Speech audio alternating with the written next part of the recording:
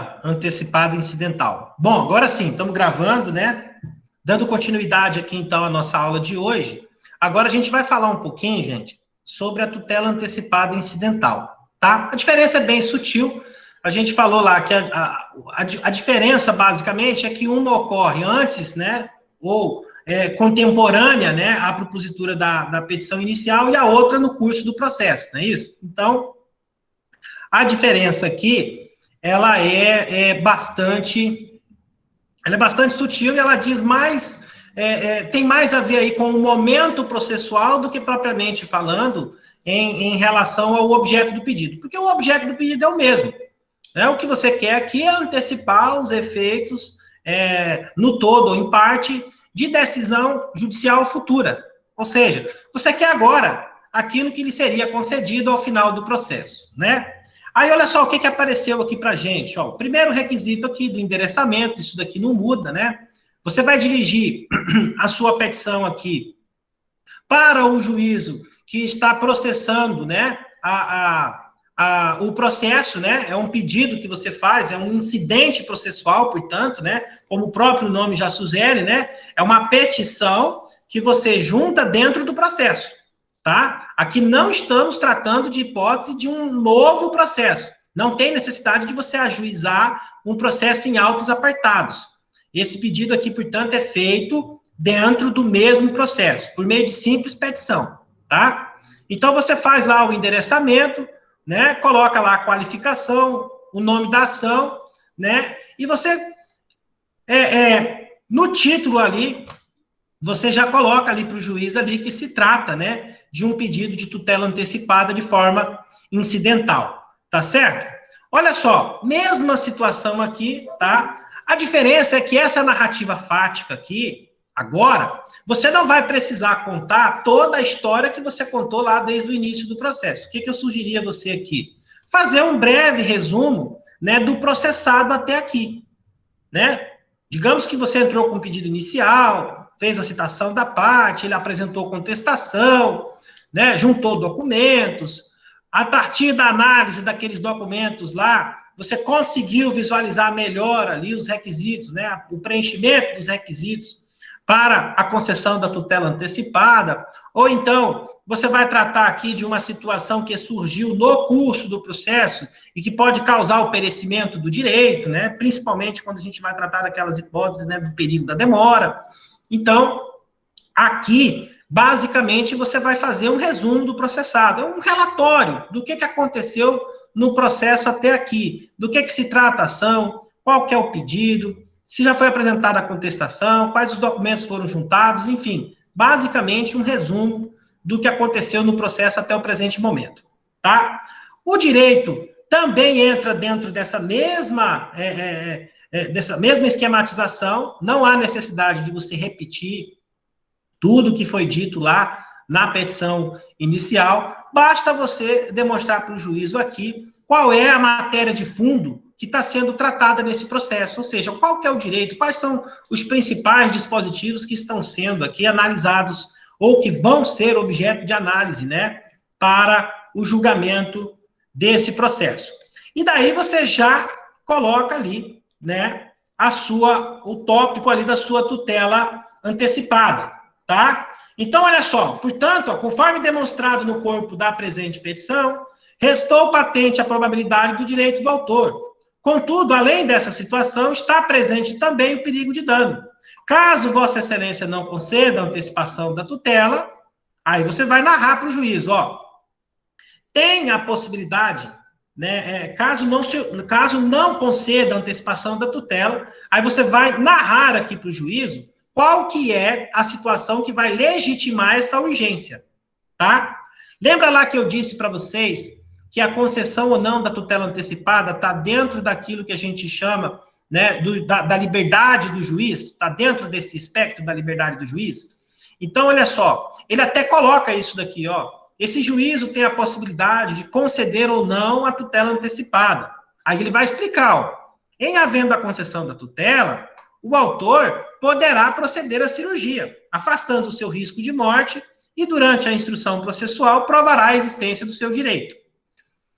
Caso Vossa Excelência apenas em atenção à eventualidade, entenda ao final do processo que o autor não tinha, né, o direito à intervenção jurídica, essa decisão é altamente reversível, pois condenará o autor a pagar ao réu a cirurgia que usufruiu e supostamente não tinha direito. Aqui ele está demonstrando para o juiz aqui a possibilidade de você reverter o processo à sua situação coaante, tá? Em que pese, né, a antecipação do efeito da futura sentença aqui, seja a realização de uma cirurgia, aparentemente, você vai pensar que não é possível restabelecer o status quo ante, né, desse processo. Mas lembra que eu comentei com vocês na aula passada que você pode substituir isso daqui pelo resultado prático equivalente? No caso aqui do exercício proposto aqui pelo autor, evidentemente que a gente está numa hipótese aqui de uma conversão em perdas e danos. Então, olha só, em que tese eu não possa restabelecer o status quo ante, mas eu posso determinar o autor ressarcir o réu do prejuízo que ele teve, tá? Então, isso daqui também, né, preenche o requisito da reversibilidade da medida, tá certo? Aqui é possível, então, você defender a possibilidade da reversibilidade da medida, tá? E olha só o que ele diz aqui mais embaixo, ó. Contudo, se Vossa Excelência negar a cirurgia, né, o autor poderá sofrer consequências gravíssimas, até mesmo o seu óbito. Se ao final do processo em cognição exauriente se verificar o direito do autor, essa decisão será fatalmente irreversível. Olha como é que ele inverte a situação aqui e ele joga da seguinte maneira, olha, se ele fizer a cirurgia agora, o máximo que pode acontecer é se lá na frente ele perder o processo, ele devolve o dinheiro. Mas se ele não fizer a cirurgia agora, ele pode morrer. E aí você cria aqui uma situação aqui em que aquela narrativa do perigo de dano, ela ganha um argumento aqui substancial, capaz de convencer o juízo a deferir de plano, né, a determinação, a condenação, né, para poder fazer a cirurgia, tá? Obviamente, mais uma vez, isso daqui vai depender do quê? Da prova documental que você juntar lá no processo.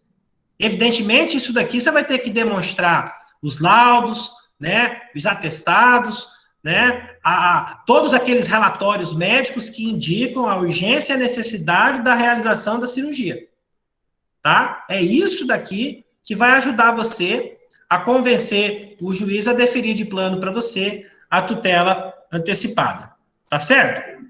E aí, olha só, aqui é a mesma situação, tá? Você vai pedir, ele concluiu aqui dizendo que resta preenchido, né, os requisitos lá do artigo 300, ele pede a concessão da tutela antecipada para que seja expedido o ofício aqui para o plano de saúde, tá? Nesse caso aqui, então, em que pese ele não tenha te dado essa informação lá no início do exercício, mas para a gente fica muito claro aqui que é diferente do exemplo anterior, né? Aqui ele está pleiteando o direito de fazer a cirurgia para o plano de saúde. Aqui vai aplicar o quê, gente? É a relação consumerista, professor? Justamente. Aqui é uma relação consumerista, tá? Então, obviamente, que existe ainda aqui uma série, né, de dispositivos aqui na legislação que vai dar proteção, né, para esse autor aqui, tá? Isso aqui, inclusive, vai até facilitar, de repente, aqui a concessão dessa medida aqui, se fosse o caso concreto aqui, tá? Então, olha só, gente, aqui tem um adendo aqui, tá? Olha só, vou chamar a atenção de vocês para isso daqui, ó.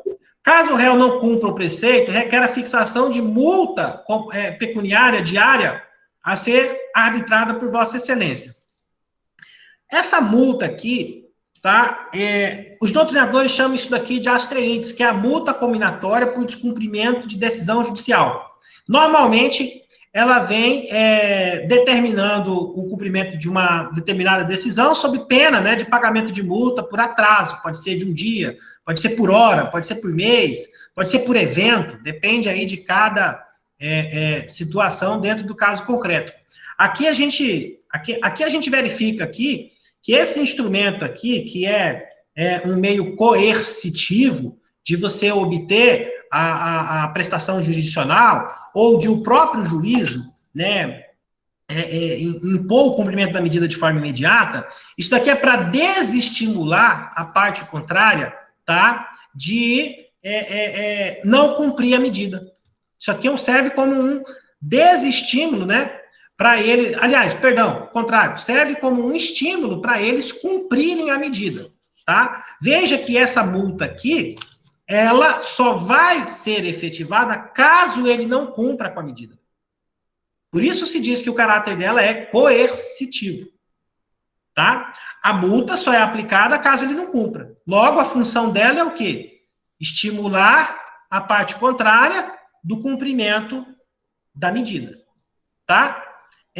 Que mais tem aqui, ó? Daí o restante a gente já viu lá. Você vai pedir a citação do incidente, né? Você pode pedir a audiência do 334, que é a audiência prévia de justificação, se o juiz entender que é necessário, né? Vai pedir a procedência, a condenação de custo honorário, recolhimento de custo, a intimação do advogado, provas, interesse na audiência e o valor da causa. Lembrando que isso daqui é incidente processual. Então, o que significa isso daqui? Tem instrução, tem decisão, tem recurso, tem honorário. Só que não serve para discutir o mérito do processo. Serve para discutir apenas o incidente. Ou seja, isso daqui é o procedimento para concessão da tutela de urgência. Ele é específico só para isso. Ele não entra no mérito do processo. Só que ele cumpre todos esses requisitos aqui. Ele tem a necessidade de petição inicial? Tem. Ele tem a necessidade de intimação de citação e intimação para apresentação de defesa? Tem. Tem a possibilidade de audiência? Tem. Tem decisão? Tem. Pode ter recurso? Pode. Só que ele não trata do mérito do processo. Ele trata apenas do incidente processual que foi originado aí do pedido de tutela de urgência, esse daqui em caráter incidental, no curso do processo, tá? Diferentemente aí daquela hipótese que a gente viu lá na aula anterior, que tratava-se, então, de pedido de natureza antecedente, né? Ou seja, ali, a diferença entre esse procedimento e o outro é que no anterior há necessidade, né, do aditamento do pedido inicial. E aqui não. Aqui não tem a necessidade do aditamento da petição inicial. O autor já deduziu, né, o pedido, né? Ele já formulou o pedido principal. Tá ok? Bom, olha só.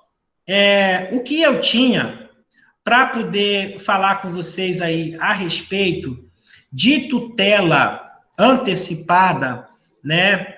E a estrutura, né? O que eu tinha aí para poder conversar com vocês aí a respeito da estrutura da petição inicial, da tutela antecipada, de natureza incidental, é isso daí, tá?